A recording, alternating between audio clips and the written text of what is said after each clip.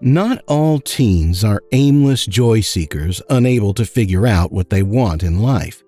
Some are so responsible that their decisions impact the lives of many in profound ways. This is the story of an 18-year-old Filipino teenager who had not only settled on a career at a very young age, but on one fateful day would save the lives of nearly everyone in his neighborhood. For this, he would pay the ultimate price, his life. It was the Pacific typhoon season of 2009. The first half of the season passed by uneventfully.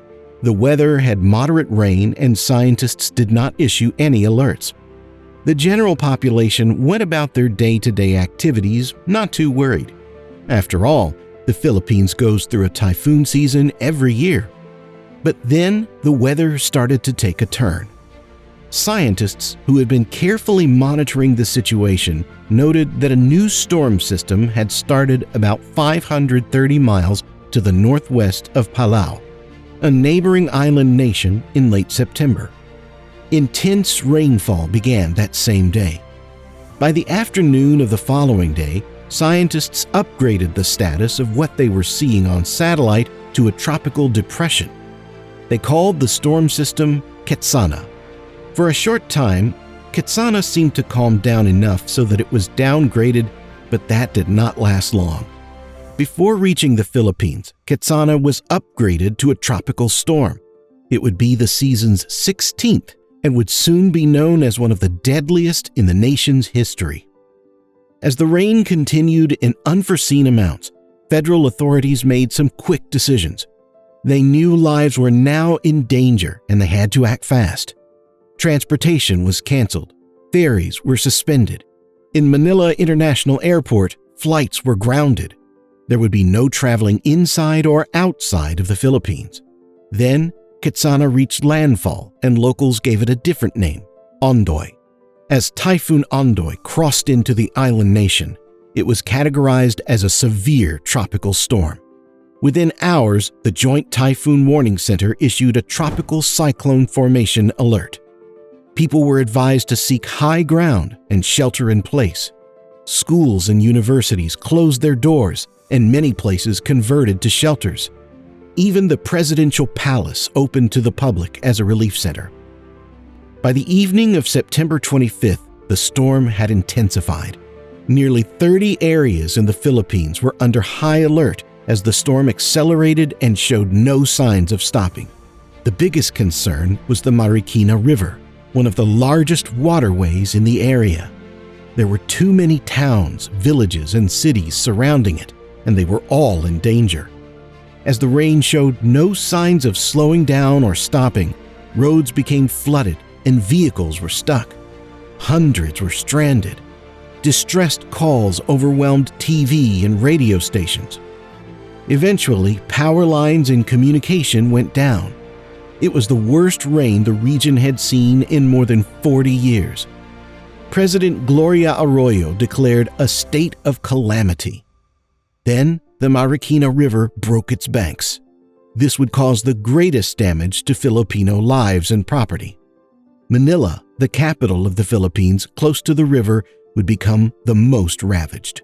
It was in Manila where 18-year-old Muelmar Magallanes lived. Loved by friends and family alike, he went by the name Toto and had just begun a career as a construction worker. Like all residents, he took all the recommended precautions. But as news spread that the river had jumped its banks, Toto made a snap decision. To save the lives of his family, he rushed to move them to higher ground. From the roof of his home, Toto surveyed his neighborhood and saw the dire situation. He could see the river spilling into the street in waves and begin swallowing houses. Although his parents and siblings were safe, he realized countless neighbors were trapped below in danger of being swept away by the storm's powerful currents.